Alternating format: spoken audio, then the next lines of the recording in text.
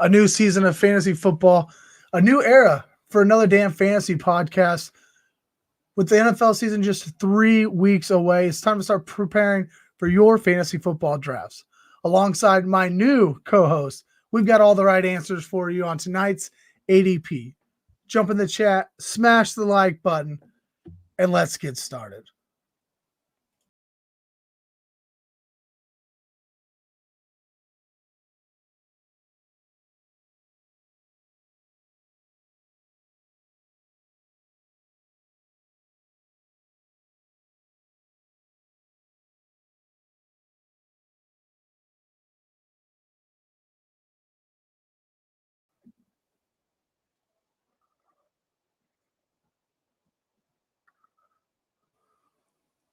Wow. Did you hear that like multiple times? Welcome in. I just heard it once. Oh, the music's just like rolling in my ears still. Welcome in. Here we are. I don't know what was going on, but we are all good now. Welcome in to another damn fantasy podcast powered by Bite Size Sports. We're back at it. And as I said in the cold open, we do welcome a new era as I welcome my new co-host, Josh Limesand. Did I say that right? It's actually Limesand, but everyone says Limesand, so you might Josh as well. Limesand. Probably should have asked you pre show, but Josh, outside of your Vikings news today, how you been doing? How you feeling, man? I'm feeling good. We've had good weather here in Minnesota. Everything was looking up, but that is, it's hard to shirk that negativity of the what happened for Vikings fans today, because that usually what happens is sun's shining, off-season optimism, and then something like that. Teddy Bridgewater's knee just collapses. Like that happened a bunch of years ago. But no, I'm good otherwise. I'm enjoying summer, and life's pretty good. I appreciate you having me on. It's gonna be fun. Absolutely. We are set for a phenomenal season here on the Bite Size Sports. Before we get too far in it, I just want everyone to know we are back at Bite Size right now. Necessary Roughness went last night. They had a great show talking NFL. Kev and James have been doing some supersized sports rather than NBA bounce, just because the NBA is in the offseason right now. So we're 3 nights a week live here on the channel. So make sure you hit that subscribe button and join us nearly every night, and maybe even more as we get into this NFL season. Plenty of NFL news, as you kind of mentioned, Josh. So obviously, we'll talk about the Viking stuff here in a little bit. We'll also talk about some draft advice, talk about our styles when we're drafting, some of the players that we are in on right now at ADP, some of the players that we're kind of avoiding at the cost. And then if we have a little time at the end, we'll pick out a rookie that we just like to highlight and talk about for better or for worse. Talk through that rookie, those new rookies. We'll kind of do that over the next 3 weeks or so as we gear up for the new season. Maybe we'll throw a mock draft at you here over the next couple weeks as well. That's always a good time. Oh yeah. If you're here with us in the chat, jump on in. We like to interact with you all. It'll make it a more fun show for both us and for you all. Let us know your questions. Bite-sized Vikes already see limes and lemons, right? We'll figure out the last name one of these days. I already forgot it. Limesand? Yeah, you nailed it. That's Limesand. Right. See, there we are. Lemon sand. That's kind of the way I'll go with it. There you go. Josh, let's jump in, right? Let's jump into some news. Yep. I have a quick question kind of at the top for you here. CeeDee Lamb is clearly going to hold out. There's a good chance he doesn't see the field at all this preseason as he tries to get the big payday, the long-term contract, and rightfully so. Right. And then Christian McCaffrey injures himself again. It seems like he's injured every season. Hopefully it's not significant. Does feel like he'll be ready for week 1, but again, he'll miss the entire preseason. Both of these guys are at the top of the draft boards right now, 1 and 2 respectively. Does this change anything? If you have 101 tonight and you're drafting tonight, are you taking one of these 2 guys, or is there somebody else that you'd rather have that you'd feel more comfortable with knowing the 2 situations at hand? Yeah, at this point, I'm still going McCaffrey at the 101. I'm pretty sure. A few years ago, I was I think it was right at the tail end of his time in Carolina. He suffered a couple injuries and then he got traded. Might have been right before he got traded, but I was kind of out on him. I was like, this guy gets hurt too much. It's not going to be the same. He can't do it. He's not going to be on the field enough. And then all he's done since then is prove me completely wrong and has just dominated. And so I think that he's so head and shoulders above everybody else at running back for sure. And then everyone else from a production standpoint, that unless we get real news that like he's going to miss 3 weeks, 4 weeks, 5 weeks, he's still probably penciled in as my 101.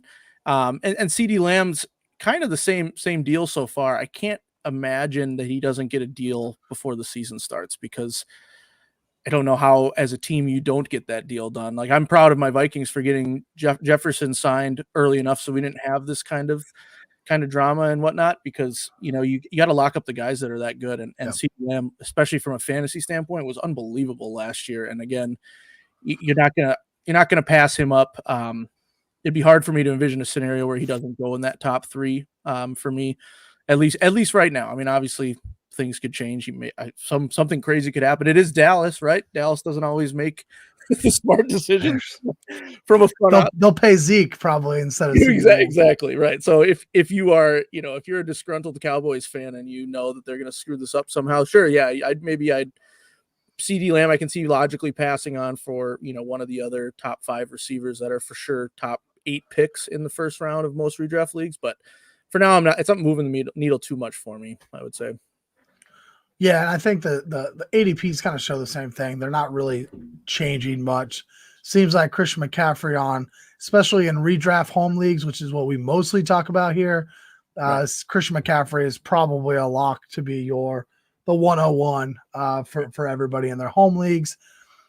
You talk best ball or other things, you might see a little bit more CeeDee Lamb sprinkled in there. Tyreek Hill is kind of the other one that has I have seen kind of start to creep up even higher. Mm-hmm. I don't think I'm taking Tyreek over these two guys. These two guys just feel so much safer than Tyreek would feel, although Tyreek's obviously still very, very good at football. Yeah. I do think that it's still got to be Christian McCaffrey and CeeDee Lamb. Yeah. I will take CeeDee Lamb just straight up because that's the way I draft. And we'll talk more about that later. But sure, I do agree, even though they're both going to miss the preseason, they should still probably be 1 and 2 with the information that we have currently. Yep.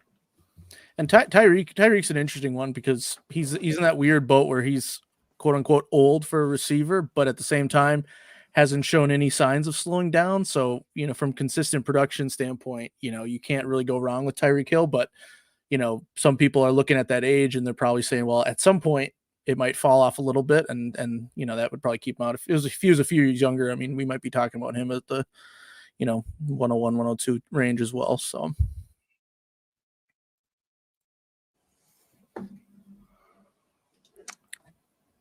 Hit us with some hamstring news.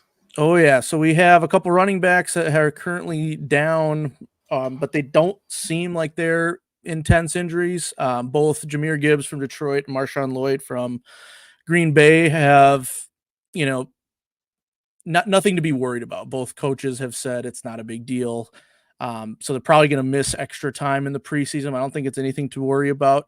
Jahmyr Gibbs, from a fantasy standpoint last year, in relatively limited, not limited per se, but touch-wise, you would hope he gets more touches this year. And so he's still kind of high on my board as a running back to target relatively early because of the big play potential, because of the fact that he gets way more in the passing game than David Montgomery. And that offense with the return of Ben Johnson is going to be the same high-powered, high-flying Lions offense we saw last year. So nothing, in my opinion, to worry about with Jahmyr Gibbs. Marshawn Lloyd, I just read a Packers article that, they lost a lot of their rookie guys. A lot of their draftees have been injured and missing time already. So kind of just another thing to add to their frustrations. But again, I don't think it's anything that's going to linger too long. I mean, hamstrings are scary to an extent for sure, which is why we probably won't see them for much of the remainder of the preseason. But in terms of, if you like Marshawn Lloyd as a change of pace to AJ Dillon and, with Aaron Jones out of there, if you're high on Marshawn Lloyd, I don't think you have to worry about him too much, at least at the moment. Again, everything could change, but for the time being, it doesn't look like it's too serious. So. Yeah, it might hurt him maybe a couple weeks into the season before he starts to really get acclimated, just because he'll be missing that practice time. Right. I do think it probably hurts Lloyd way more than Gibbs, because Gibbs has been in Detroit now for a year. And like you said, like that offense was fun to watch last year. It's going to be fun to watch again this year. They got everybody back. J-Mo is apparently tearing it up in camp. Like, love to hear all the good things out of Detroit right now. I probably don't have enough on Amon-Ra St. Brown, if I'm being completely honest. It kind of scares me. I think he might beat me. Maybe I'll have to take him in my redraft leagues just so I have some more of him. But he's just like Amon-Ra St. Brown is just so much more of like the gritty, grinded out type receiver. So you don't picture him as such a fantasy juggernaut, but he's a top 6 wide receiver, and there's no reason to think he's not going to get. And he's consistent a game. Like it's just there, you know. It's been he's been kind of a lightning in the bottle type of player. I mean, he's obviously the Lions struck gold taking him a couple years ago. And building around him really after bringing in Goff. I got a couple. So my last point about Green Bay, I do think it probably helps Josh Jacobs a little bit. I don't think A.J. Dillon's necessarily going to be taking much from Josh Jacobs. I do think Marshawn Lloyd potentially could have. Yep. So Lloyd missing some practice, it probably bumps Jacobs up a little bit more. But if you've been following ADP and myself for the last couple of years, you know how much I dislike Josh Jacobs. So it's not like I'm going to go get Josh Jacobs just because Marshawn Lloyd is hurt. I just think it probably bumps him up a little bit with his early season production. I'll talk some wide receivers here. A couple of days ago, we had a little bit of a scare with another rookie, Malik Neighbors, but I think that he avoided major injury, which was great news for who I think a guy who I think could be a stud this year. Not so great news for Hollywood Brown, collarbone dislocation. It's a 4 to 6 week injury.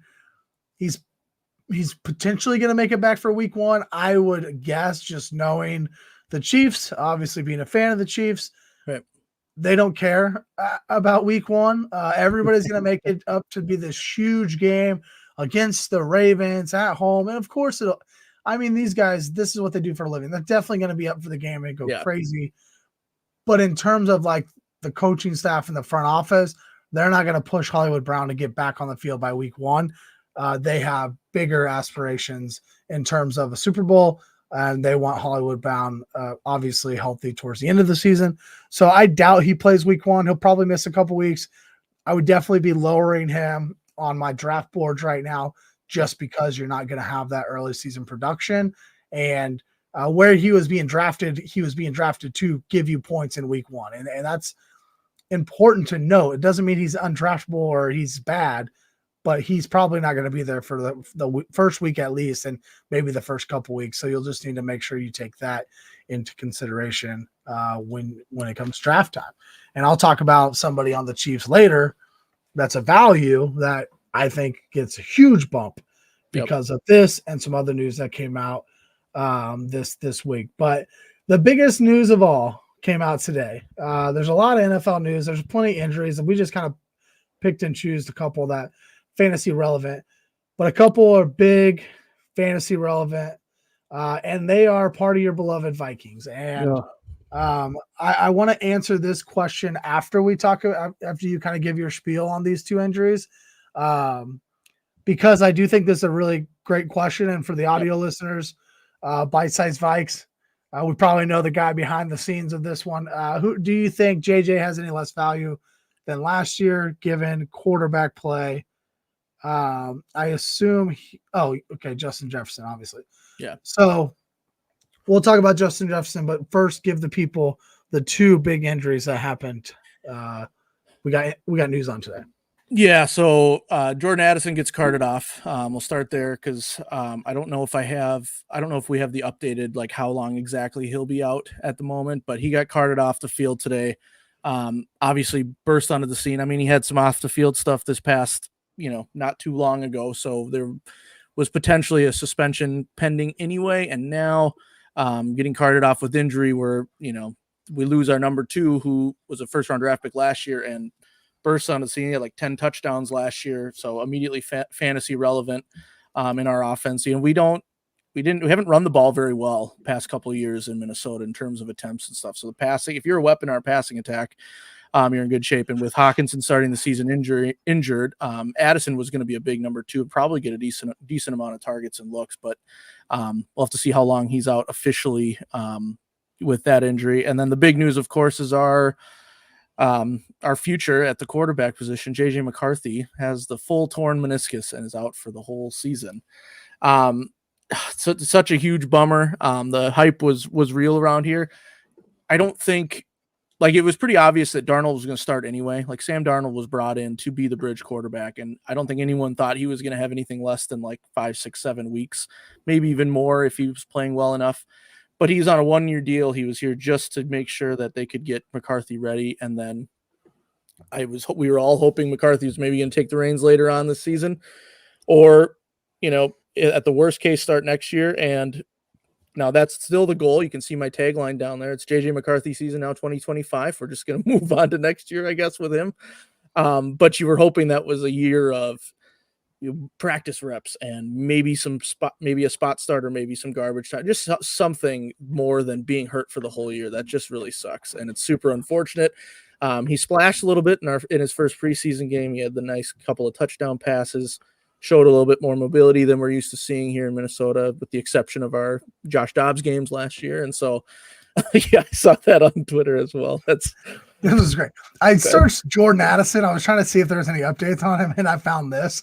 And it just feels like it fits for Vikings fans today. Like, it really does. It really does. It was a lot of optimism, as every team is optimistic, I feel like, in the offseason. But, you know, absolutely, we can't get too optimistic in Minnesota. That's what happens. This is what happens. So, so I did read Jeff Mueller on Twitter says that, well, here, I'll just bring it up actually real quick. So Jordan Addison says that it looks like it could have been a left high ankle sprain. Worst case scenario, a deltoid ligament sprain. Average wide receivers miss 2.89 weeks. Week 1 is 3.5 weeks away. So if it's a high ankle sprain, it's definitely not anything to scoff at, but maybe that means he potentially has a chance to be out there week 1, maybe week 2.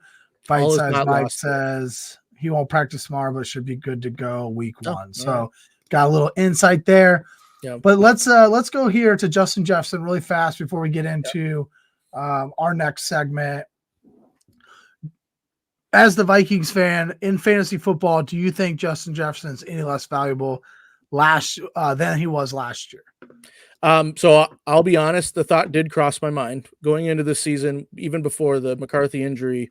When I look at Sam Darnold and insert rookie here, which is where my head was at before the draft, the thought did cross my mind. Like, is there going to be enough talent back there to produce or to help Jefferson produce at the numbers he's been putting up as a fantasy receiver?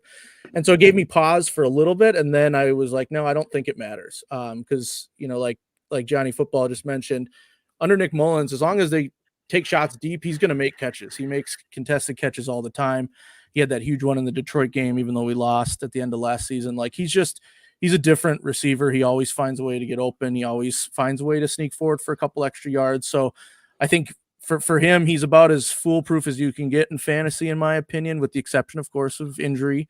You could argue maybe that if our offense takes a step back for whatever reason, and we're not on the field for as many plays, like, just the sheer volume could potentially drop. But I don't think, if we're not necessarily expected to be dominating everybody, so we're not going to be in a lot of run the clock out or anything like that. So I think, but we're going to have a pretty pass happy offense again this year. And we have the best receiver in the league, in my opinion. So I don't think it dings him too much. As far as I'm concerned, with him and Chase and maybe CeeDee Lamb's a slight step above considering his production last year, but otherwise those top few receivers, I think it's kind of take your pick of who you like the most or who's available to you, right? If you have like the 7th pick, for example, in your redraft league, it might just be which one of those guys is still there, which one you like the most type of deal. Yeah. But I'm not worried about Jefferson, because even if Darnold goes down or isn't good, we've seen Mullins will throw 4 interceptions in a game, but he'll also throw 4 touchdowns. He's just going to air it out, and he's going to put up numbers. And for fantasy football, we're right? good. Like, right? Yeah, we're great with that. Exactly. As long as those 4 go to our guys. Yeah, I was just looking at some stats. So obviously with Kirk Cousins, the first 4 weeks of last year, before he gets hurt, before Jefferson gets hurt, Jefferson's a clear wide receiver 1, exactly where he was being drafted last year. Like, he was killing it, doing his thing. Comes back the last 4 weeks of the season. First round of the playoffs, puts up 15 points for you. Semifinals, he puts up a 25-point game. Like, he's going to give it, like, he's going to get it. And then they're just going to feed him. No TJ Hawkinson for Lord knows how long. We don't know yet, probably October, November. Running game's probably suspect. Aaron Jones is over the cliff, right? And so, yeah, like you said, it probably might not actually matter, because whether it's Darnold or Nick Mullins or Lee thinks it should be Drew Lock, whoever it's going to be, right? Like, they're going to throw the ball, and they're going to throw the ball Justin Jefferson. Yeah, Drew Lock might win the starting job in New York before long. Who knows? Goodness. No, yeah. And the other thing about Jefferson that I've always liked is that he doesn't necessarily put up record-breaking touchdown numbers, right? His yards, his receptions is what his calling card is. And so from a fantasy standpoint, you don't have to feel like his numbers are going to be bolstered by extra touchdowns one season or dwindled by, a lack of touchdowns in the next season. So I think that, because in his 10 games last year, he averaged just over 20 fantasy points per game in PPR. And so that's a really good floor for him, I would say. So. Oh, yeah.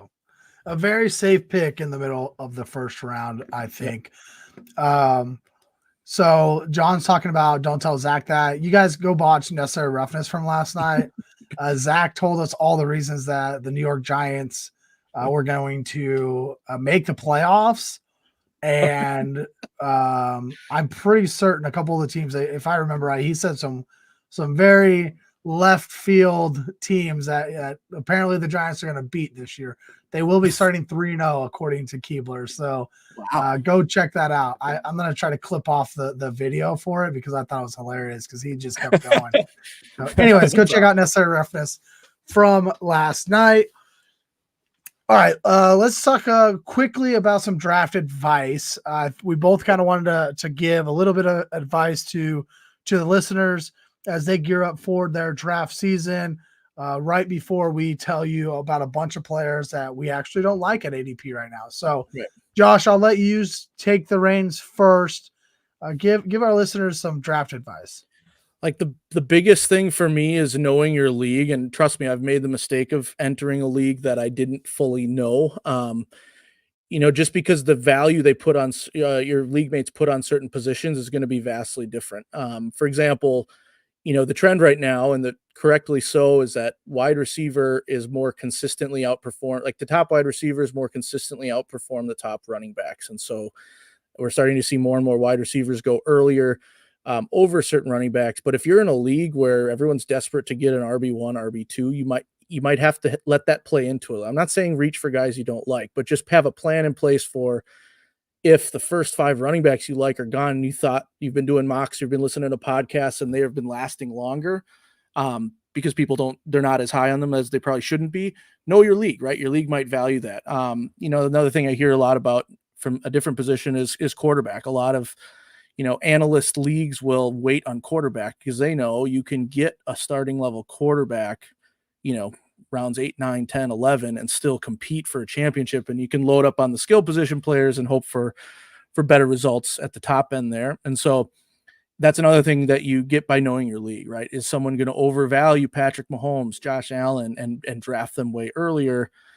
Just keeping that in mind, because you don't want to be surprised, because you can do mocks with a bunch of computer people. You can do mocks with a bunch of people that you don't know in person and hope and feel like you have a good knowledge base. But if you go into your league draft and you don't know, and you weren't prepared for how they draft things, all of a sudden you're thrown off, and you might make some mistakes. So that's know your league, I guess, to sum it up.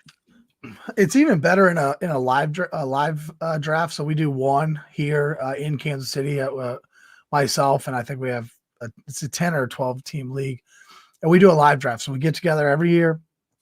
somebody's basement or whatever and draft. And it's better because there's no ADP to draft on. Like we are legitimately got the board, got all this, got the whole shebang. Like we're not drafting off ADP. And so you really start to see some of that. Guy that was going in the 4th round gets taken in the 2nd round. You're like, oh, sweet. Because whether it's a rank or whatever, they like that guy and they just don't know where to pick him. So they take him there. So, yeah, definitely do that. I would say really quick, just to add to that, you don't feel like you have to adjust, even if you weren't prepared for, say, Josh Allen to go off in the 2nd round and then Patrick Mahomes to go off early 3rd and then Jalen Hurts. Like if you weren't prepared for that, that's okay. Just adjust a little bit and have some of those later quarterbacks that you might like. It doesn't mean you now need to take Dak Prescott in the 5th round. Like those kind of things don't have to happen just because everybody else is taking quarterback. Most of your leagues are 10 or 12 team leagues. You can find 10 or 12 quarterbacks that is usable. You don't have to take them so early just because everybody else is.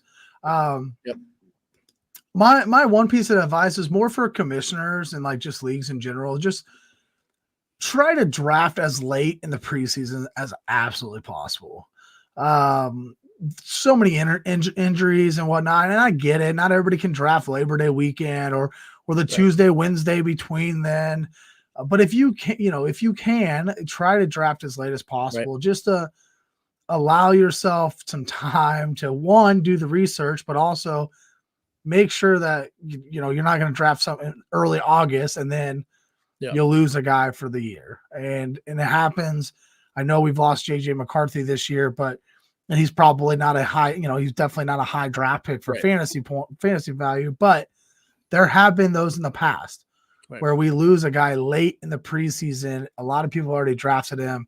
You're kind of SOL. So just try to wait as long as possible if that is available. Yeah, to add to that, on the flip side too, you might be really hyped about a guy before even like we see enough in training camp, and you might spend a pick on a guy that oops, you should have waited a little bit. I've done that before. You see a guy in the draft, you see the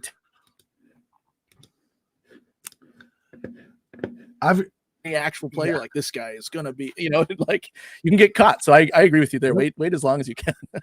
I've got plenty of Trey Benson, and after that first preseason game, I'm like, crap. Maybe I shouldn't click Trey Benson anymore. I'll talk a little bit more about him later. I think you're okay. I love Trey Benson. I still like him, but I definitely have to cool off after that first preseason games. All right, let's get into some players that we're out with these players at their current ADPs. Right. If these players fall a round or two, it doesn't mean we are not ever going to draft them under any circumstances. We're just simply stating, look, where he's getting drafted right now and the cost that is associated with him, we don't like it. That's where we're at right now. I think that we have some really good names on here and have some really good reasons why. I'll start us off. We'll go just position by position and give a guy. I'll start off with quarterback, and I'm going to talk about Joe Burrow. Joe Burrow is a great NFL quarterback. He's got great weapons, but he's going off around the 5-6 turn right now, about quarterback 7. I just think two things. One, it's too early for quarterback 7. I don't hate Joe Burrow being quarterback number 7 drafted, but I think the 5-6 turn is too early in the draft for that. The top 6 guys are probably your elite quarterbacks, and especially for fantasy. And you don't have to reach for Joe Burrow because those other 6 guys go off the board. And I think that's what's happening. And that's why he's so high. So I just don't like the area that he's being drafted right now. He doesn't use his legs. He has no rushing value. He adds no rushing value to the fantasy points for us. And last year, through the 10 weeks that he played, he was quarterback 17. So it's not like he was blistering hot last year. Now we're like, oh, we got to have him, although he got injured. No, he wasn't really solid. It wasn't really great last year either. They do love running the ball when they get inside the 20. Very opposite of teams like the Chiefs or the Eagles, who run the ball with their quarterback inside the 20. They're not going to run the ball, or they're not going to use Joe Burrow in the passing game inside the 20, they're going to run the ball. So just doesn't have a lot of upside to me. And so quarterback 7, particularly at the range that he's being drafted, is a little too rich for my blood. I think he should be more of the 7-8 turn than the 5-6 turn. Who you got? That makes sense. The you referencing the top 6 or the 6 quarterbacks ranked ahead of him, they all have pretty substantial rushing upside, or at least more than Joe Burrow. And so that's so valuable these days in fantasy that it does feel like, well, Joe Burrow's he's a great quarterback. Everyone knows that. If he stays healthy, he's going to be great, but also feels like a reach right there. I'm with you on that one for sure. What quarterback do you not like currently at their ADP? So I feel like I'm going to get some hate for this one because of the signage behind me, but Jordan Love is too high on this list for me. And I don't want people to think, oh, he's a Vikings fan. So he's going to call out the Packers quarterback, but by all accounts, Jordan Love should be this high. He's right now going in the early 8th round. I think he's quarterback 10 overall on Sleeper, quarterback 9 on ESPN. And, he was great last year. He had 32 touchdowns, 11 picks. I double check his 18.8 fantasy points per game. Like he had a really good season. My issue with Jordan Love is the consistency. And, if last year was like his rookie year, I think I'd be a little bit higher on him because of how well he performed. But this is a guy that's got experience, not necessarily as a starter. And that's where people are going to push back. I mean, they're going to say, well, that last year was kind of his first full year under the helmet. He wins a playoff game, right? He does all these great things. And so, again, I think he's a good producer. I think he's going to be a decent quarterback. The inconsistency throws me off. And the fact that he hasn't done it more than 1 year to be drafted that high for a quarterback again. And especially when, there are guys you can wait even later and get pretty comparable production, right? And so I feel like it's a little bit of a reach for me. His adjusted completion percentage was just about 73%, and that was really low on the list. I'd have to double check the actual ranking, but I was looking at some of his stats too. And it's tough with him because he'll throw a 40-yard dart for a touchdown one play, and the next play he'll overthrow a guy in the flat and hang him out to dry. And I just don't think he's done it long enough or enough to prove to me to where I'm going to get him as my QB1 that early. I mean, it's kind of a stretch. You could argue that, well, by round 8, you have your top few players, sure. And if you're high on them, like, I'm not going to tell you you're wrong necessarily, but it feels like he's not at that point yet. And so I'm avoiding him there, even though numbers would suggest from last year, assuming he gets better, he has that young receiving core. That's great. We already talked about Josh Jacobs coming in a little bit. Like, he's got weapons. He's got young, exciting tight ends. He's got a good coach. Like there's a lot of things to like about Jordan Love in a situation. He's got to prove it to me more. And so for this redraft season, I'm out on him in the 8th round right now. It says QB10. I'm maybe if he lasts a few rounds after that, I might be jumping on that for sure. Maybe take a rookie in him, but he's going way too early for me. Yeah, I think there's an entire range for me. I mean, from Joe Burrow to even probably a little bit of CJ Stroud. I'm not taking a lot of him either. Yeah. He is more pocket passing, but really this like 7 to Dak Prescott's in here. Jordan Love. I can't remember who was the 9th. The guy is getting a 9th. I wasn't. So really Kyler Murray is kind of moving, or not moving up necessarily, but he's right in that range, like the 7-8 turn at the moment. And Brock Purdy is right around there, and then Purdy, Caleb Williams, Tua gets in there. So. Yeah, I wanted to mention Nate's comment here about Caleb Williams going to be number 1 this year. I don't want to overreact. I think he had a great preseason game. Yeah. I thought he looked great. Swift obviously looked great. That rollout pass that Caleb Williams had and hit, I think it was the backup tight end. I don't remember who exactly it was. Looked great. Like Caleb Williams, I thought actually looked awesome in his preseason game. Yep. I think he's going to be awesome. He's going to use his legs, and he is the type of quarterback that I love to play in roster. Yep. I don't know if he's going to be number 1. I don't want to overreact that hard, but I think the point that I would make is we're talking about guys like Joe Burrow and Jordan Love, who I think we both see them put very easily fall out of the top 12 in quarterbacks. They could put up a quarterback 14 season, and their teams can have great success this year. Right. While they're not. Tua had a hot start last year and then fell off. Yeah. But the Miami Dolphins had a good season, still made the playoffs, but it tapered off because of the way the style of offense they're running, because they got Raheem Mostert and Devin Achane just running all over the place, right? Mostert ends up as RB2.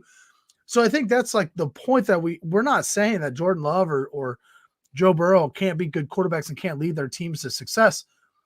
But you put a guy like Caleb Williams he's being drafted after these guys. Kyler Murray is being drafted after these guys with the rushing upside. Jaden Daniels is in there as well.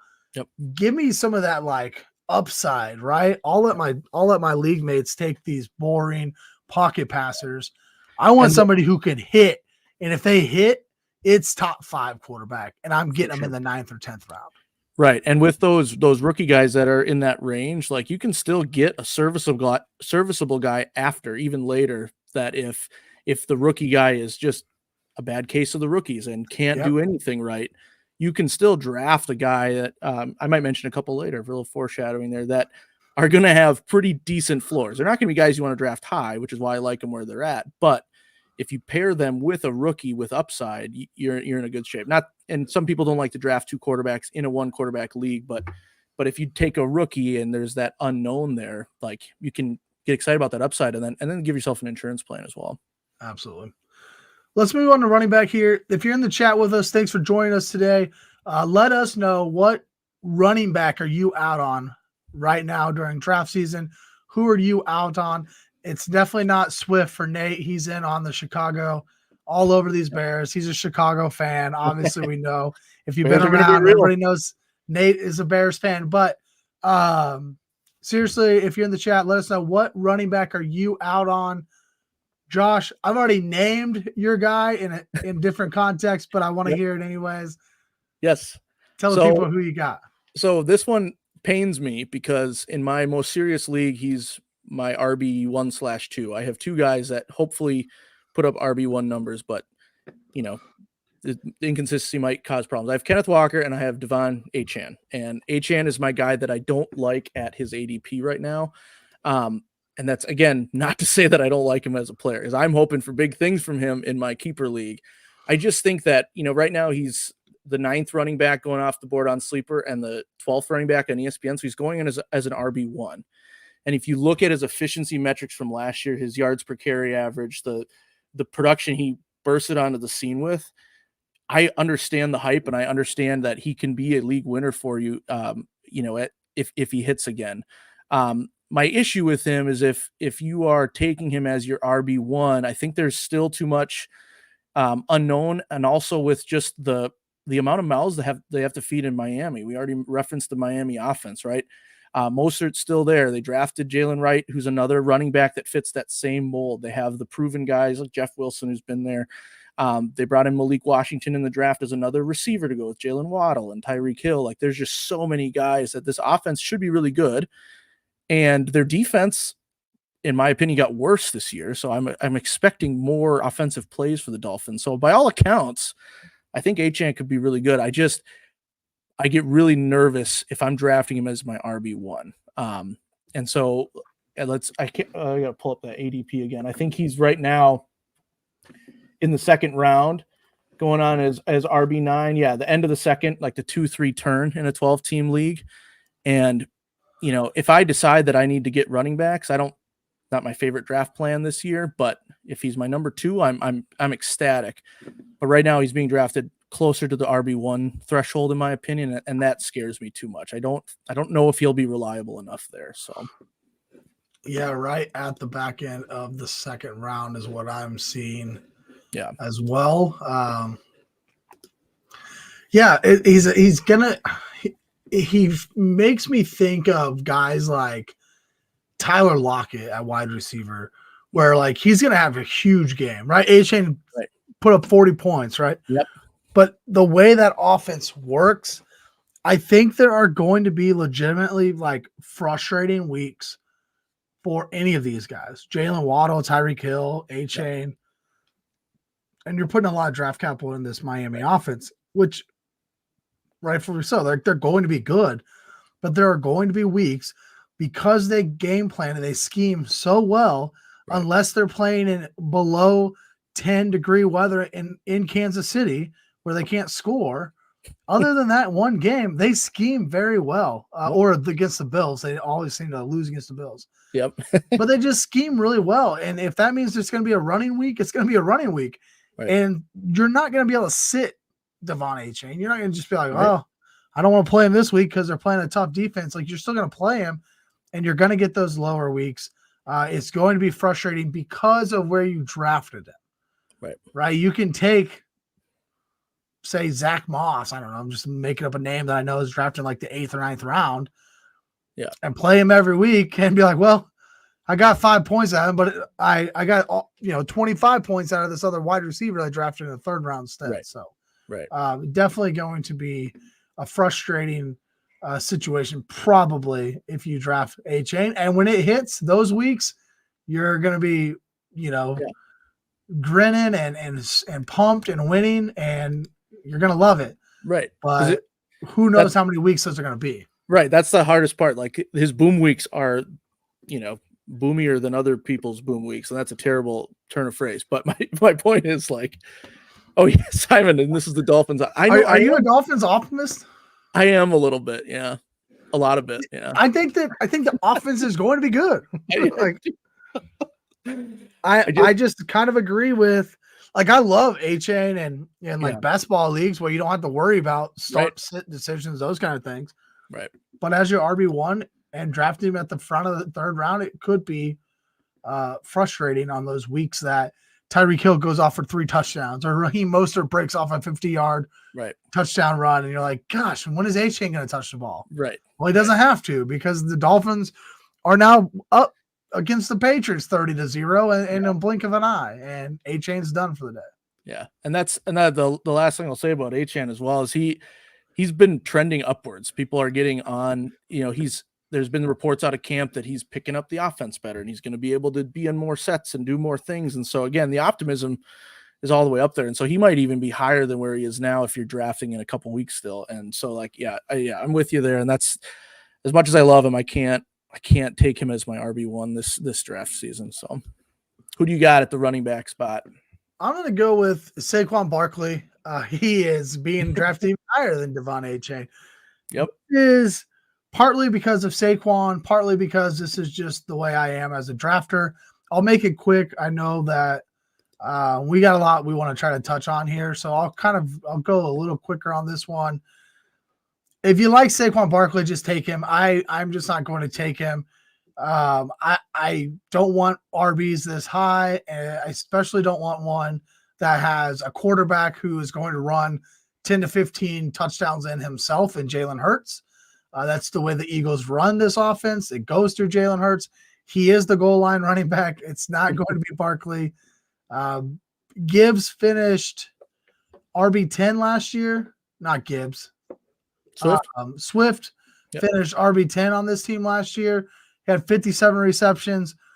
Barkley has caught between like 40 and 55 receptions the 4 of the 5 years he was healthy. His rookie year, he caught like 90 passes, which was phenomenal, obviously. Right. He's not going to catch that many passes this year. He's going to have to surpass Swift's 57 catches to get back into the top 10, I think, as a PPR running back. I don't think he has top 5 running back ceiling this year. Unless they completely change the way they run the offense inside the 20-yard line, I think Barkley's going to be a serviceable NFL running back. I think he'll have some explosive plays. I don't think he's going to be consistent enough to pay off this price tag, RB4 at the turn. That's just he's essentially a first round pick, and I'm with you. I think that's way too high. Yeah, if he's a round or two later, I'm a little interested maybe to see if he returns that talent. But yeah, with your first round pick, that seems way too risky for me. But Lee points out new offensive coordinator in Philly could change, and it could. But I mean, I think Sirianni is it's his team. He's running the offense. And I also don't think that I don't really the Eagles, I know they fell off at the end of last year, but it wasn't based on the way they run, the way they play like offense, right? It wasn't necessarily based on all that. Hurts is their goal line guy, and that's what scares me the most about Barkley. I just, especially this high. So, all right, let's move on to wide receiver. Again, let us know in the chat, what wide receiver are you out on right now at ADP? I'm going to stay in the second round because apparently I just don't actually want to draft in the second round. I don't like anybody in the second round. No, everybody's overpriced in the second round. Everybody's overpriced. No, I'm going Davante Adams. He's being taken as a top 10 wide receiver right now, mid to late second round. He turns 32 at the end of the season. That's the wrong side of the age cliff for wide receivers. Yep. He's got terrible quarterback play. I don't care who it is. If it's going to be, Gardner Minshew or I don't even remember the other guy's name. Aiden O'Connell. Yeah, thank you. It doesn't matter. They're going to feed Adams. I understand that. Yep. But I don't really necessarily think that top 10 is even in the realm of possibility for him this year. I've only taken him 3% of the time in underdog through my first 70 drafts. So that's literally like, I do not want Davante Adams. Real quick, last year finished as an overall wide receiver number 10, but I think it's a little bit deceiving because he had 6 weeks over 20 points of the 17 fantasy football weeks. 6 of them were over 20 points. One of them was a 42-point game. One of them was a 36-point game. So he clearly has those huge ceiling games in his repertoire still. 9 times in the 17 weeks, he failed to give you 13 PPR points. I think that's what we're going to see a little bit too often this year. Who knows when those 2 games are going to hit? Maybe it's in the playoffs and you feel great about taking him, but 9 different times he's barely giving you double digits for a guy that you're drafting in the second round just doesn't feel good. Yeah, it's hard to bet against his talent. You asked me about Justin Jefferson earlier, and Davante Adams from a talent standpoint is kind of in that he's too good, he's quarterback proof type of range, but his quarterback situation could be really, really bad, not just backup quarterback bad. It could be decent, sure. But then again, you mentioned the age, you mentioned some of the drop off and some of the boomer bust from last season. It's tough to get on board with him. And, if you're drafting him as your wide receiver 1, you're putting a lot of stock in. Davante Adams. The phones are ringing. The phones are ringing. Well, I had to expect this would be coming. Yep. I didn't necessarily say overrated. I said I need to see him more. I'm not. Yeah, he's just overdrafted. I'm not 100% sold yet, and I think people are a little bit too high on him. So, what wide receiver overrated? I don't know. Sorry, Michael. Let's go to your wide receiver here, Josh. All right. Who do you got? Apparently my goal tonight was to anger my NFC North rivals. I promise you, I didn't want to do this. But my wide receiver I'm out on at ADP is actually DJ Moore. And I like DJ Moore again. Yeah, that William Swift Moore stack. Yeah. And Moore has done something that not a lot of receivers can do, which is perform with subpar fantasy quarterback play, most of his career. And he's still put up good numbers. And last year he had a great, he had a great season as well. He had 96 catches, almost 17 PPR points per game. Like he had a really good year. He's being drafted as wide receiver 18 on Sleeper and wide receiver 22 on ESPN right now. And it's a little bit too high for me because I feel like it's another offense where once Caleb Williams gets going, it's going to be spread around quite a bit. You have Keenan Allen, who's notoriously a target hog, gets a lot of receptions. He also gets hurt a decent amount. So there's that. I might be a little bit biased because Rome Odunze is one of my favorite wide receiver prospects from this draft. And I think that he might command some more attention. You mentioned Swift. I'm also a big fan of Roshan Johnson still. They got Cole Kmet, and then they got Gerald Everett, who's a kind of a deep sleeper tight end because Gerald Everett has always been a pretty good receiving tight end. I'm not going to suggest him for anybody early or anything like that on drafts, but my point is it's hard with a rookie quarterback to know how the ball is going to be distributed, right? Like if this was a returning quarterback that we know feeds a number one in the NFL and all that stuff, then I wouldn't be out on DJ Moore, because by all accounts, I think he's set up to be pretty solid again this year. I think he's a little bit high up on the board for me for a receiving room that's a little bit looks a little bit crowded, and just the fact that at least I don't know how Caleb Williams is going to distribute the ball. Is it going to be like it was at USC? Is it going to be different? That type of deal. And so, I think the Bears offense is going to be good. I think Caleb Williams is going to be good. I'm worried about targets. I'm worried about volume, and where he's being drafted, that's a little bit too high for me. If he falls a round or two, then I'm definitely getting more and more interested. But I think he's deservedly so. He's getting a lot of hype because of his success last year. I don't know if he'll repeat that this year. That's kind of where I'm at with DJ Moore. I guess success last year. I mean, I think a lot of people are just hyped about the Bears too. You know, right or wrong, and they're on Hard Knocks, so people love that, and that feels like that always like ups their draft value, those kind of things. So DJ Moore going to be a stud, just maybe not the right price for a guy like that. Like you said, sharing the ball as much as they are going to share the ball in Chicago. Michael, real quick, had some shots fired on you because Sam Darnold's not starting for his team this year. Ouch. I can't even be like that. Can't even like be a too soon. Like JJ McCarthy just went down, because I think Sam Darnold was going to start for a while anyways, right? Yeah, so he's going to start most of the year. So shots fired. All right. I can take it. Oh goodness. Let's jump right into tight ends here. I think we could probably hit these pretty quickly. Yep. I agree with yours, and mine is just kind of an obvious one, I think. So I'll let you get started though. Yeah. So mine, again, it's going to feel weird. But again, this is at ADP. George Kittle to me is not somebody I'm targeting in redraft at all. Unless again, it gets to be a really good value, and it's weird because he's top 3 tight end in the league. But he's we all know he's one of the better all around tight ends. And so that, we talked about, I forget who you were talking about earlier with some of those dud performances. I think it was Devontae Adams. His final 6 games last year for George Kittle in fantasy had 3 games over 10 points and 3 games under 8. And he had 2 games under 5 and 2 games under 2 points last season. So his duds are really big duds. And I think the tight end position is increasingly deeper.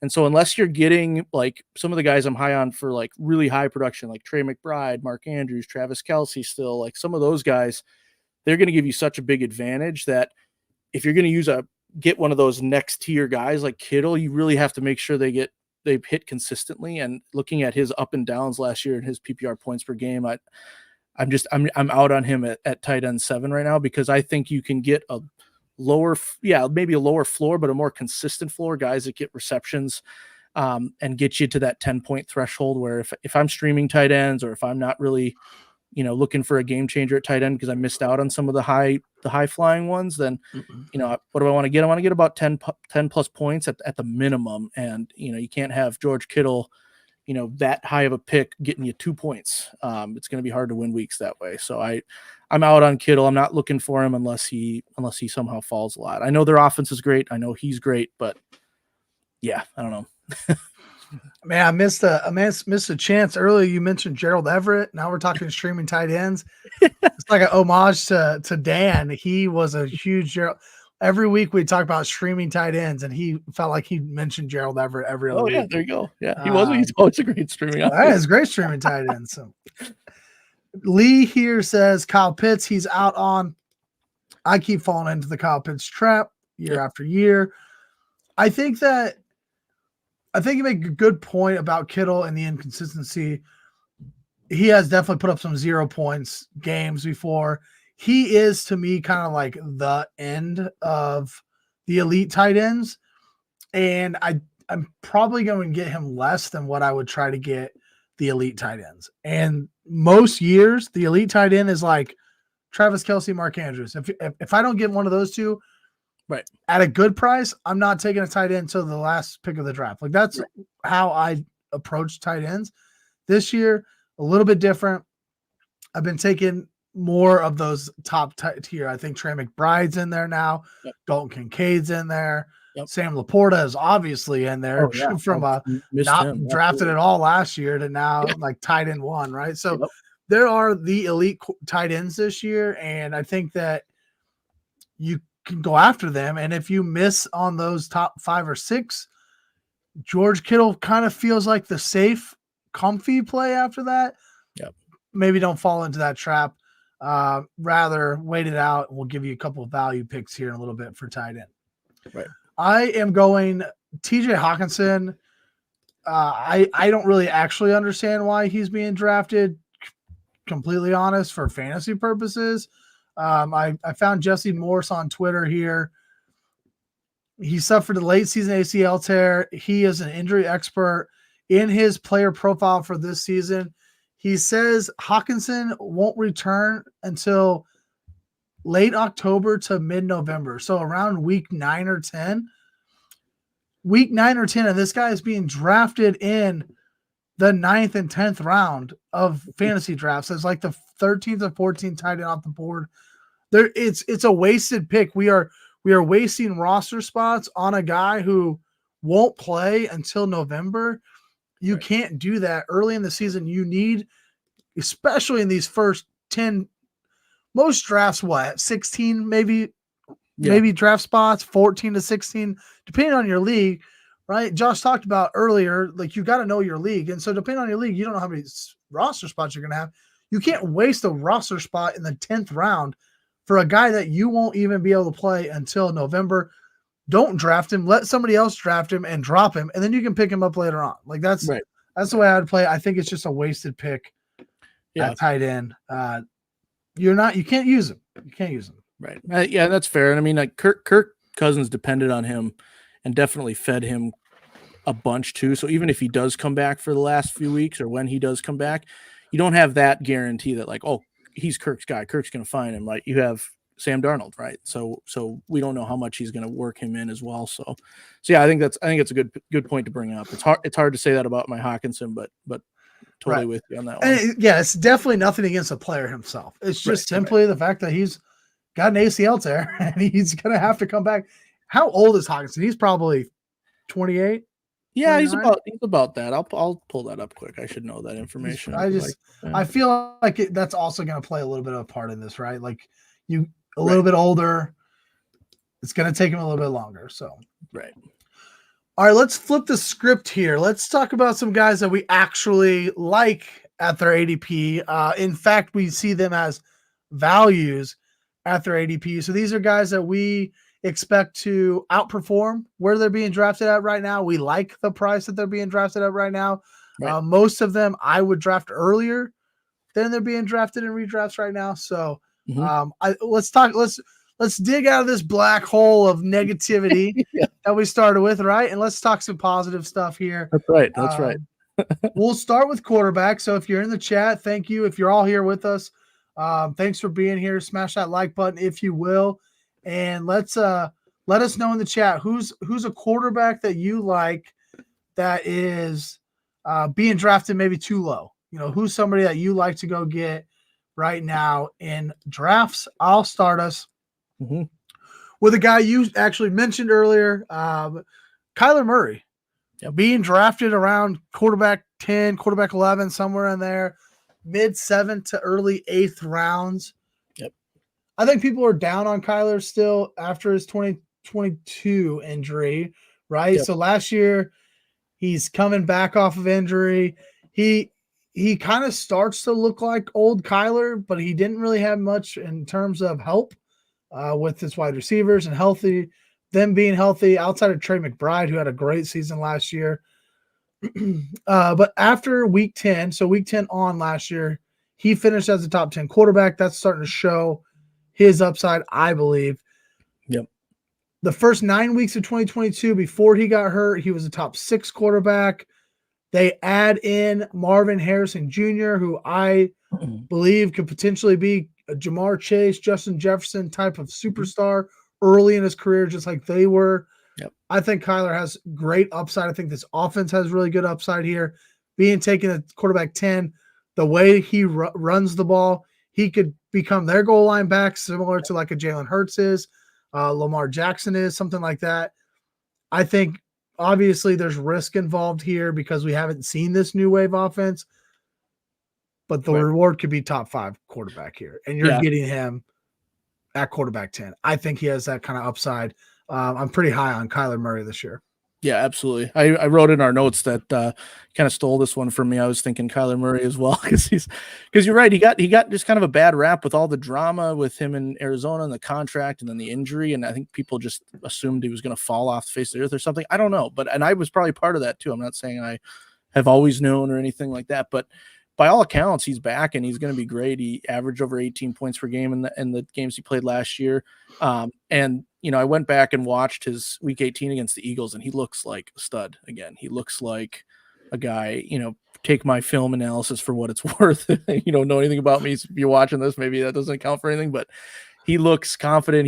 He can throw it. He can run it. He's that dual threat, and he is creeping up draft boards a little bit, so maybe he won't be as much value. But as of right now, I think he's a steal where he's at, and he's going right alongside Jordan Love, which again, when you talk about rushing upside and upside in general, I think Kyler Murray's a great pick. My quarterback guys are a little bit boring here. These are guys that have what I think are decent floors, and these are kind of like the guys that I would pair with one of those rookies. When we talk about guys we like at value, I think I couldn't narrow it down to one. I picked 2 names. Yeah, Jared Goff in Detroit, QB 14 on Sleeper, QB 16 on ESPN. I know all the Jared Goff haters out there. I know he's not an amazing quarterback necessarily. He didn't even average a super great points per game last year, but he gets the returning of his offensive coordinator. He gets the return of all his weapons. Supposedly, Jameson Williams is going to be a factor, and that maybe adds some deeper touchdowns, so pads the stats a little bit. I think the Detroit offense is going to be good, and so again, if you're looking, again, we're talking about at value here, right? I'm not saying I'm going to try to get Jared Goff as my QB1 in every league, but if I wait long enough, or if I take Caleb Williams or Jaden Daniels a little bit ahead of the curve to try to get in on that upside, Jared Goff's exactly the type of guy I might take as a second QB to have on roster, right? Because if you wait that long, your starting running backs, wide receivers, tight ends should be in pretty decent shape, right? And so you can afford to take that backup quarterback if that's your strategy. Some people may not like that. And the other guy I mentioned is Justin Herbert, just because I think from a talent standpoint, I know he hasn't produced a ton lately, but he is, in my opinion, one of the more talented quarterbacks in the league. And I think that with the new coaching staff out there, I can just picture him throwing 25 passes to Ladd McConkey every game and racking up the yards, and we'll see. I know people are going to say, well, they're going to run the ball more. They invest in the offensive line, but it also means you won't get hit as much. You won't be throwing with bruised and broken ribs all the time. So I think those are 2 safe, quote unquote, safe options later in your draft if you need a quarterback that late. So. Yeah, I love the idea of Caleb Williams, Jaden Daniels, and then taking one of these veterans. Yeah. Who are lower because, like you said, they got the floor. And if Jaden Daniels starts out a little bit slow, you start Justin Herbert for a couple of games, and then once Jaden Daniels really takes off, now you got a guy, right? Right. So that I don't hate that idea. They were talking about Justin Herbert last night on Necessary Roughness. I think that Justin Herbert has the potential to be a top 5 NFL quarterback. Yeah. Like, I think he is actually like a really good quarterback. I think he had a terrible head coach, and now I think he has a bad head coach for him at quarterback, right? Like in terms of like philosophy. Sure. Because we're not going to be able to see Justin Herbert, throw the ball around like we want to. Right. I don't think he'll have plenty of volume, but he's not going to have the Patrick Mahomes type of volume, or even the Jalen Hurts type of volume. Right. That kind of that's the Justin Herbert I want to see. Instead, they're going to run the ball, and then they're going to have some play action, and they're going to be fine. Just wish we could see him kind of throw the ball around. What's up, James? Welcome to the chat. Hope your show was great tonight. Lee is in on CJ Stroud this year. Yeah. I love Stroud.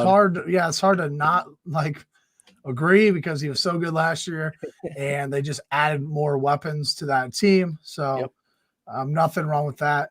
Let's talk running back. If you are here again, thank you. I see the viewers continue to grow, so I appreciate you all staying here. and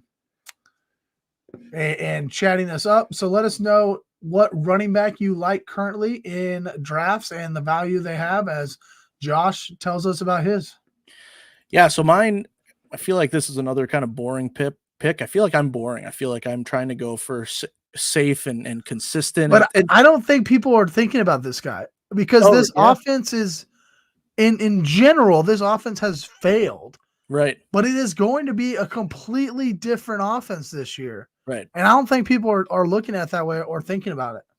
Yeah, that could be. So hopefully it is news to some of you. I have Ramondre Stevenson as my running back who I like at value. He's the 22nd running back off the board on Sleeper, the 19th on ESPN. But I don't think he has any competition in that backfield. I think he's going to get the vast majority of touches, and he's going to be, again, like Trevor was just mentioning, like the offense hasn't done anything to instill in us that they're going to produce a bunch of fantasy studs on a consistent basis. But I just think I've liked what I've seen from him so far as a runner, and I like that he can catch passes, and I feel like he's been relatively consistent.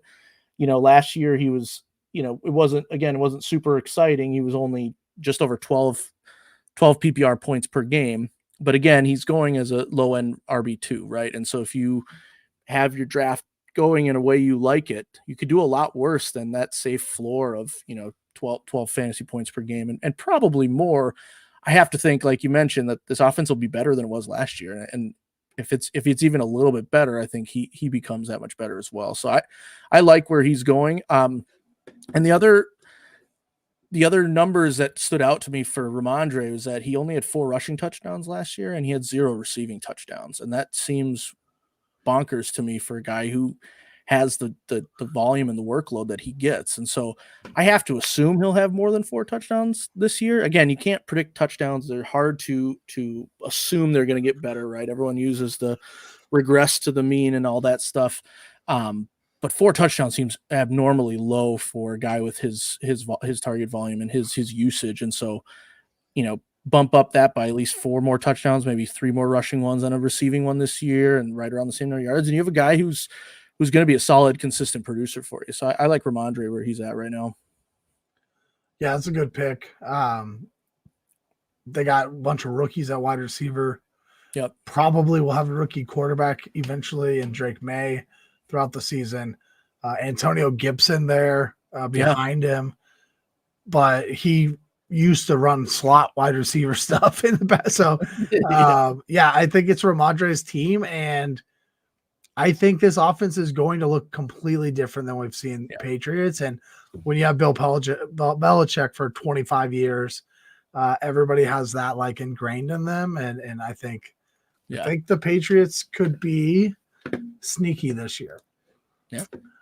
Not good, like not as a team, like offense and fantasy. You heard it here first, folks. Jesus, no, I don't think they're going to be a good team. They might not win any games, but I think offensively and for fantasy production, right. I think that they are sneaky and they are going highly undervalued. Absolutely. What's up, Kev? Appreciate you being here. Hey, Kev. Glad to be back. Thanks for letting us use Bite Size Sports, man. And thanks for holding down the fort while ADP was off the range. I was out we got another baby. Goodness. Dan had a baby. So busy times. Yes, we are back now. All right, I'm going Jerome Ford. I actually was baffled when I saw this guy's ADP in redrafts. Running back 40 down in the 11th round. This guy is somebody I've taken quite a bit on Underdog for best ball. He's a guy going way earlier in best ball drafts than round 11. Like I get it because the home league redraft guys, they love Nick Chubb, right? Nick Chubb's got the big thighs. He's coming in. He looks good at practice, whatever. Yep. Like everybody loves Nick Chubb. He's been great in the past. He used to be a top 5 pick. Yep. That's like the running back for redraft guys. Yep. I don't think that's the case this year, guys. Nick Chubb might not even be ready to play in week 1. There's not really a confirmed timeline of when he will be back and ready to play. So I think that you take in consideration that Jerome Ford had 100% of the first team reps during the first preseason game. Don't want to say that too many times, right? He had 100% of the snaps. Ford has projectable volume early in the season. Yep. This is a guy who is going to be the number one running back on the Cleveland Browns in week 1. Right. I don't know about week 2 or week 3 or week 4, but in week 1 he will. Plus, he's got plenty of contingency upside in case Chubb doesn't come back from injury 100%. Right. And Jerome Ford has looked great. So I think that this is a miss right now, and he is going entirely too late after guys that I wouldn't even think about drafting at running back. So I like Jerome Ford here at running back 40. Because you're looking at, for sure, if he was up. I mean, everyone spent a lot of their waiver wire budget on him when Nick Chubb went down, and like if you can steal him at the end of your draft, it looks, even if Chubb is somehow ready to go week 1, it may not be a full 100% Nick Chubb. And right now, everything I read says it's possible, and it's kind of likely, maybe not likely, but it's possible he misses the first few weeks of the season.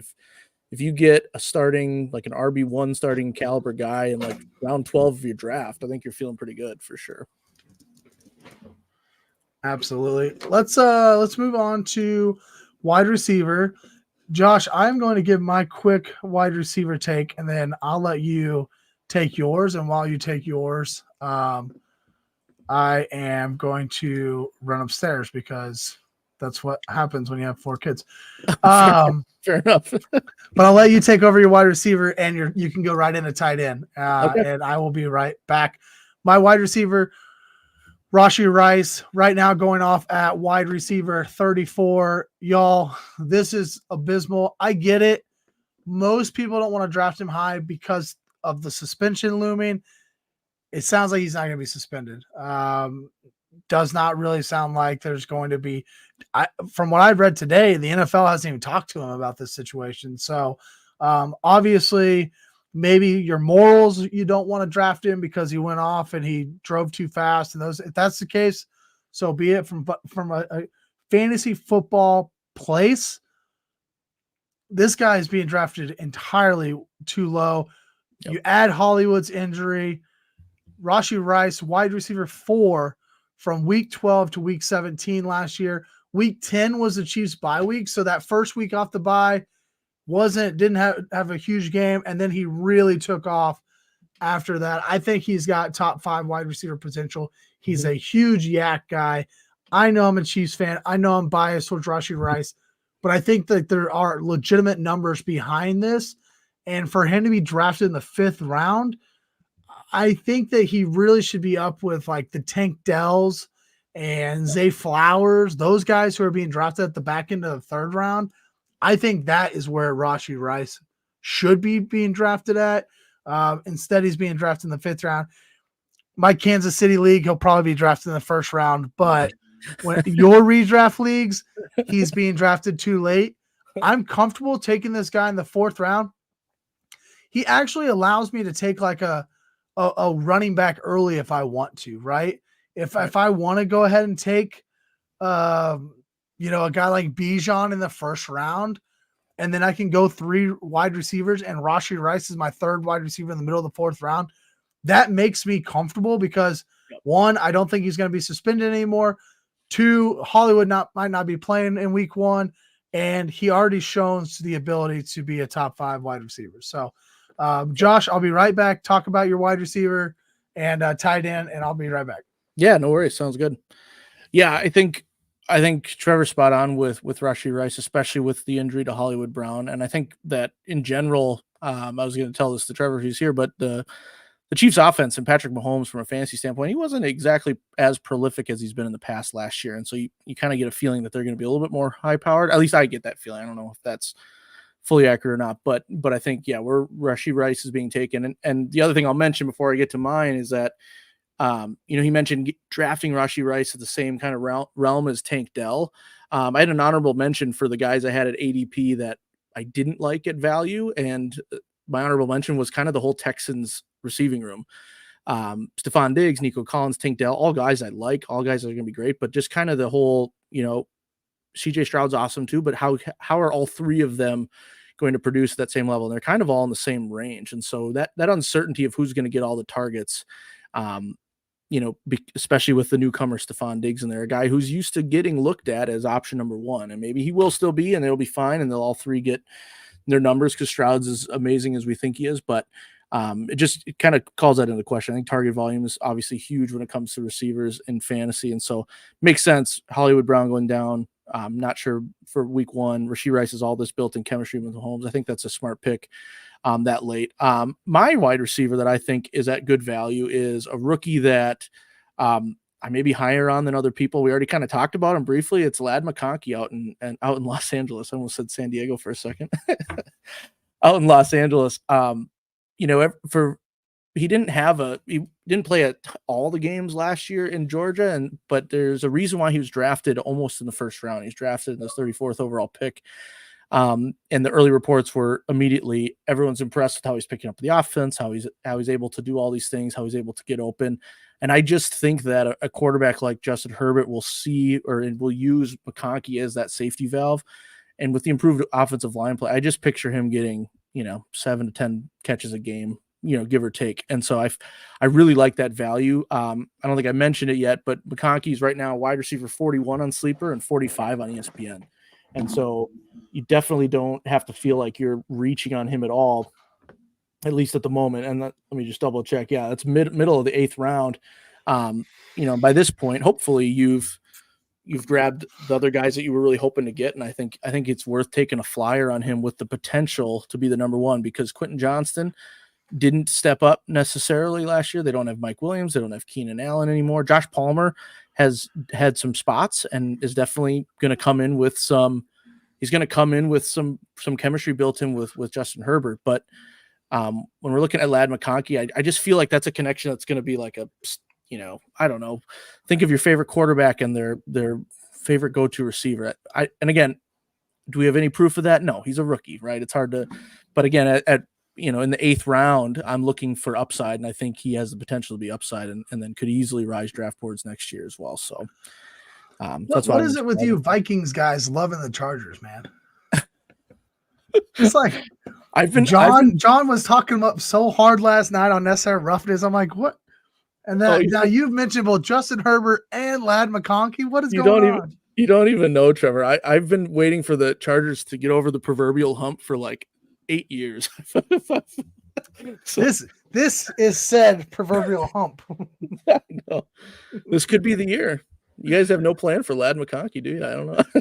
Yeah, that's right. Sneed's in Tennessee now. What are we going to do? That's right.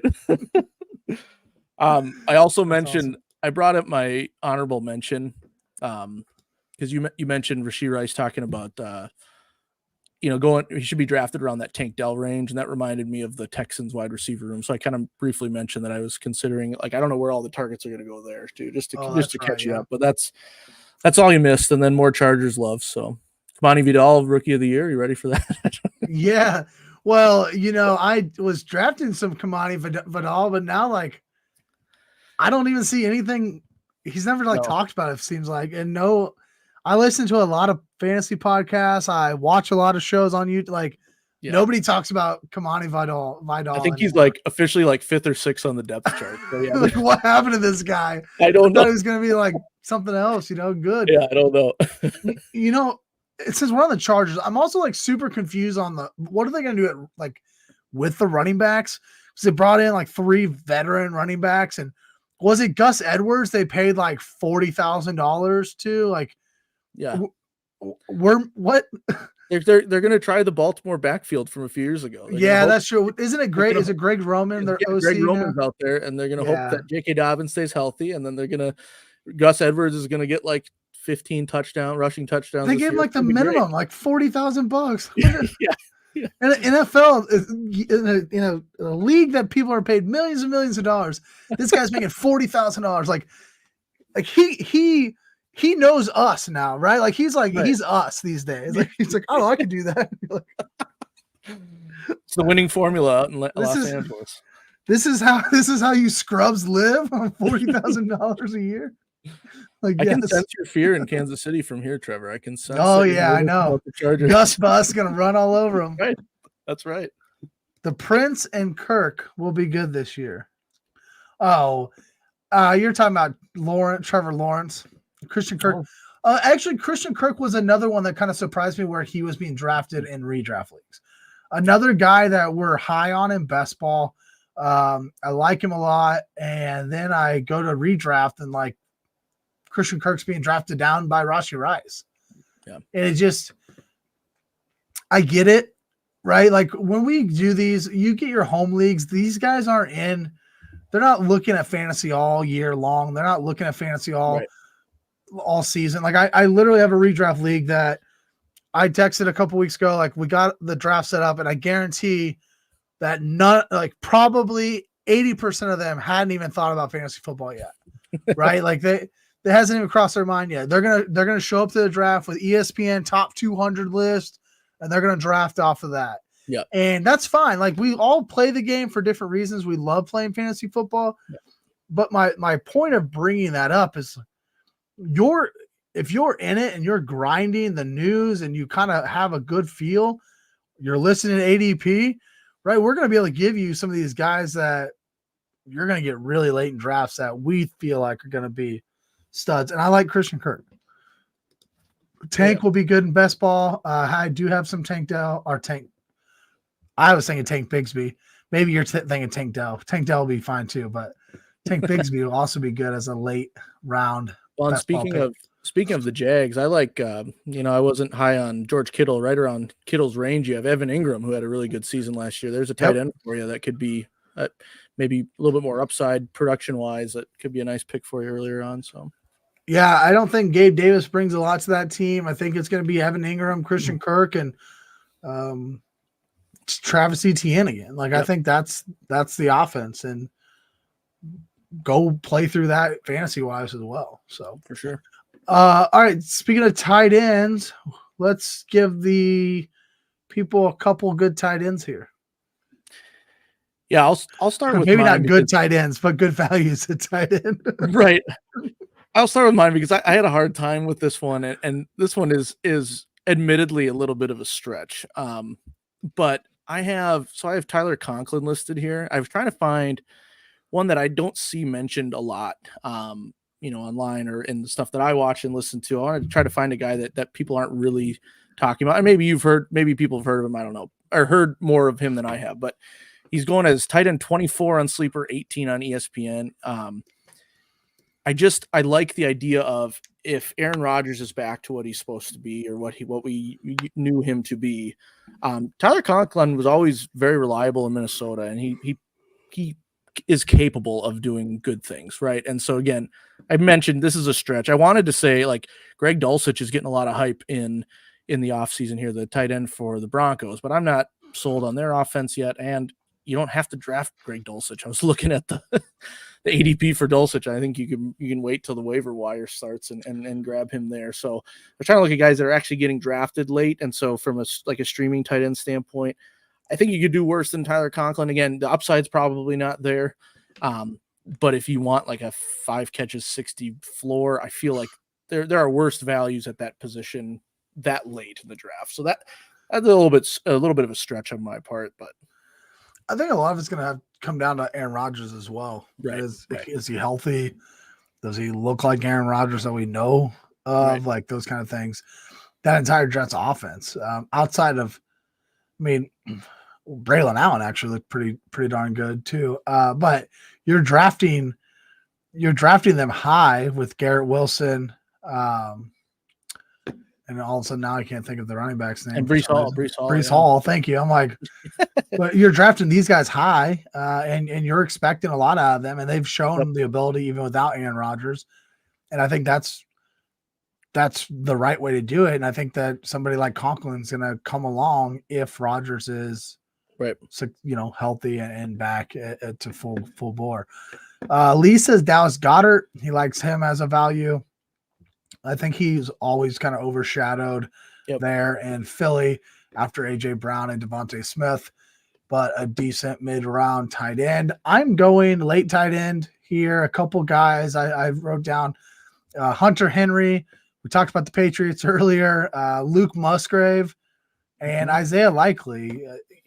I mentioned if the elite tight end for me this year has kind of expanded past the Kittles, or the Kelsey and Andrews that it has been in the past. Right, you got McBride there, I like, and Kincaid and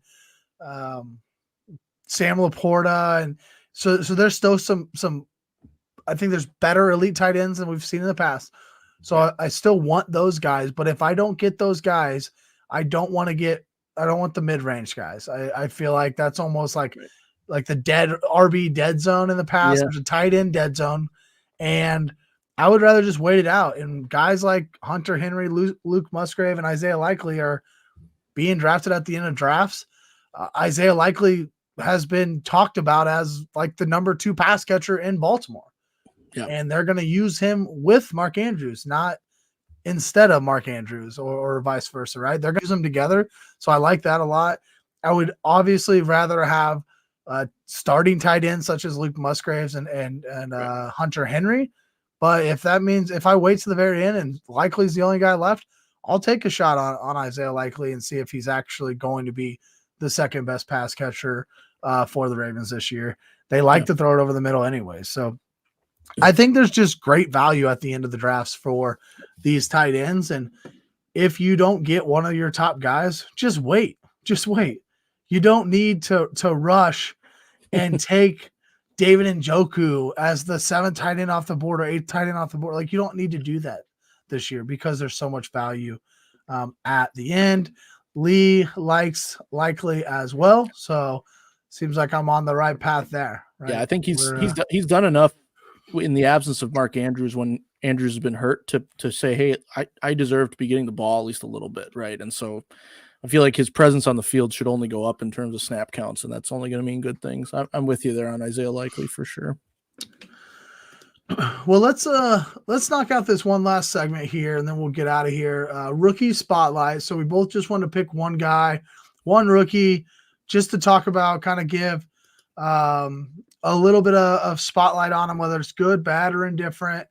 Just try to talk up the rookies just to give you all a little taste of where we're feeling with these rookies coming into draft season. If you have any fantasy football questions, now is the time to shoot them in the chat. Throw any questions you have. If you got a draft coming up, you want to know where we'd go, what draft slot, hey, you got 108 tomorrow night, let us know. Throw them in the chat right now, because once we get done with this, we'll finish up any questions and we'll get out of here. Try to limit this around the 90-minute mark, not go too late. So, Josh, let's start with you. Yeah. What's your rookie that you want to talk about? So I have one that I want to give a shout out to, and then one that I'm going to use one play to back up my offseason hype prediction, if that makes sense. So I'll explain. But I was going to shout out Brian Thomas Jr. From Jacksonville, and I only saw him make the one catch this past week in the preseason, but it reminded me of a Terry McLaurin catch I saw a number of years ago. Just a tough catch, falling down, kind of in traffic, like the type of catch like a seasoned receiver makes, the type of catch that doesn't look pretty. It's not perfectly in stride. It's just, you can see the focus, you can see the ability, the sure-handedness, all those things. And so that's only one play. I'm not saying, reach on Brian Thomas Jr. or anything like that. I'm just saying I wanted to give him a shout out for that reason. I like the catch, and I've always liked Terry McLaurin. And on top of that, I feel like Brian Thomas, at least for me, has been forgotten in this whole process because the draft gave us a top 3 first round talent receivers, but there was another receiver taken in the first round, right? There was Brian Thomas Jr. as well. And so this is kind of just giving him a little shout out because I like that catch, and now I'm kind of excited to see where he can go with Jacksonville. We'll see if it amounts to anything. Again, one catch. We're not gonna give any advice based on that. It's kind of ironic that you just said he's forgotten, because we just talked about the Jags and I just reeled off, oh yeah, Trevor Lawrence, Christian Kirk, and Travis Etienne. Yeah. And I at no point did Brian Thomas even cross my mind. Exactly. Yes, he has been forgotten. Yeah. So shout out Brian Thomas Jr. Best of luck, and maybe he's a guy we're talking about for a waiver wire pickup, or even next year as a second round pick. I don't know. The other guy I wanted to mention was Ben Sinnott, rookie tight end for the Washington Commanders. Also a little overshadowed just because Brock Bowers is like the best receiving tight end we've seen come out in a lot of years since Kyle Pitts. What's that? Oh yeah, since Kyle Pitts, who hasn't done shit. That's true. And so, but I remember when I was doing some draft research, reading tons of people, Ben Sinnott was kind of like the consensus second best receiving tight end. And he goes to Washington where they have a young rookie, or they have a rookie quarterback, Jaden Daniels. And they're going to get a chance to gel together. He had a nice catch and run in his first preseason game. We just got done with the conversation on streaming tight ends and stuff. And I don't think Sinnott's being drafted. I'd have to double check it. He's tight end 18. So he is getting a look in the later rounds of the draft. I didn't even pull up his ADP before now, but he I think he has a potential to grow and gel with the rookie Jaden Daniels. There's not really any competition tight end wise in Washington. So if they get a little chemistry going, we could be looking at him as a sneaky upside play down the road. So I like him as a rookie prospect. Maybe, I guess you do have to draft him. I was expecting maybe it'd be a waiver wire pickup, but all right. Ben Sinnott in round 13. You heard it here first. I've been trying. Yeah. I've been trying to throw him at the end of my, the best ball teams if I take Jaden Daniels. Yeah, that's good. And I'll take Jaden Daniels unstacked just to get Jaden Daniels on my team, and then I'll just take Ben Sinnott like later on. That's a nice little underrated stack there. I don't mind it at all. So if you miss like a Terry McLaurin or somebody, but you just need a quarterback, and you're like, all right, well, I got Jaden Daniels, and I can just toss on Sinnott at the end. Like I'll take that. Stack them up a little bit there. Well, I already mentioned my rookie a little earlier today. I'll mention him again here. Trey Benson, RIP to my 25% exposure in best ball, because dude, he looked garbage in his first preseason game. And like if you just search Trey Benson on Twitter, it's just like tweet after tweet, or on X, whatever. It's post after post, just video of him and all of his touches in the first game. And he just runs into the back of the line and he powers forward a couple yards, but it's like there's no explosiveness, there's no vision. He just doesn't look good. And that is bad for Trey Benson, I think. I like Trey Benson. He's got great speed. Yeah. If they can find ways to like not use him as James Conner is used, maybe that will help. Right. Because it did definitely look like they just wanted to like turn and hand it off to him over and over again, like they would James Conner.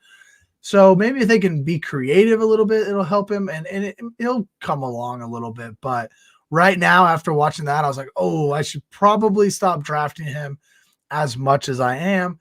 I still think in redraft leagues, if you're a handcuffer, you can handcuff James Conner with Trey Benson probably.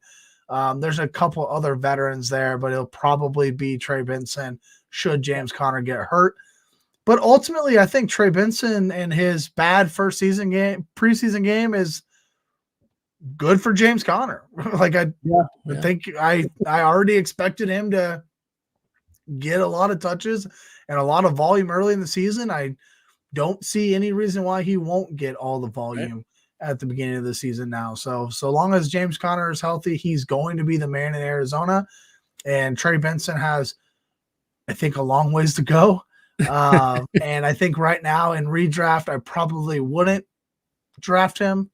And maybe I just look to like pick him up after a couple weeks off the waiver wire, if possible. So that's my rookie spotlight this week. I feel like I went negative again, but it was just such a bad preseason game. I felt like I needed to to mention him. You're making me nervous too. He was my RB1 prospect coming out this year. I'm really high on him as well, and so man, I would like him to be good. He is my second most drafted player on Underdog through 70 drafts. Like he is the guy.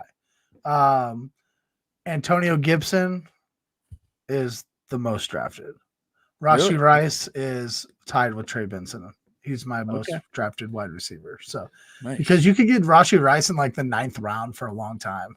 So I Jeez. just like clicked him every single time. I'm like, this is stupid. Why are we drafting a guy who was just the top 5 wide receiver in the last like 6 weeks of the NFL season?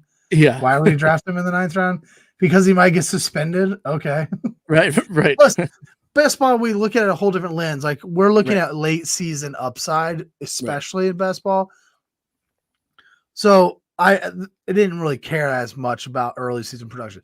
In redraft leagues, we have to have some early season production because they're managed leagues. We don't have a lot of time to just lose 4 games in a row or whatever, right? And so we have to have some like projectable volume at the beginning of the season. So anyways, it was obviously a little different in best ball there. So. For sure. All right, Josh. Well, let's get out of here. This was a great, in my opinion, first episode. I very much enjoyed having you on. Yeah. Looking forward to a phenomenal 2024 NFL season. We'll be here every Wednesday night, talking redraft strategies and stuff moving forward. We'll probably get a mock draft in, so keep an eye out for that as we move forward. We'll try to do a mock draft. I like to get the listeners involved in those mock drafts.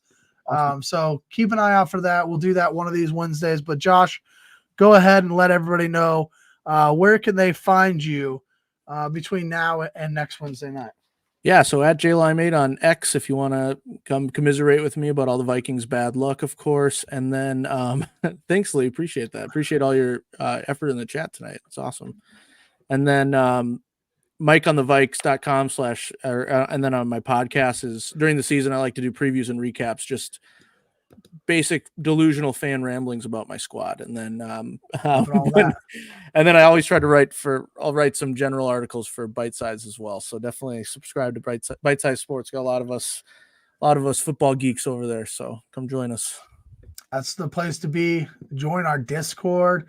There should be a link in the episode description if you're getting into Discord. Join that. We will be talking all sports.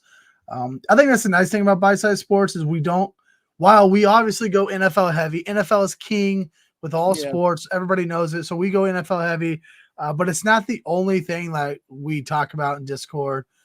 Right. Most recently, we got a college football dynasty that we just started up. A couple of us chat about. Kevin James will talk nerd to you all day long if you want to talk nerdy. We'll talk about it all in the Discord. So if you're a Discord person, come jump over. It's a free Discord. I know a lot of Discords these days cost money. You got to subscribe or whatever. It's a free Discord.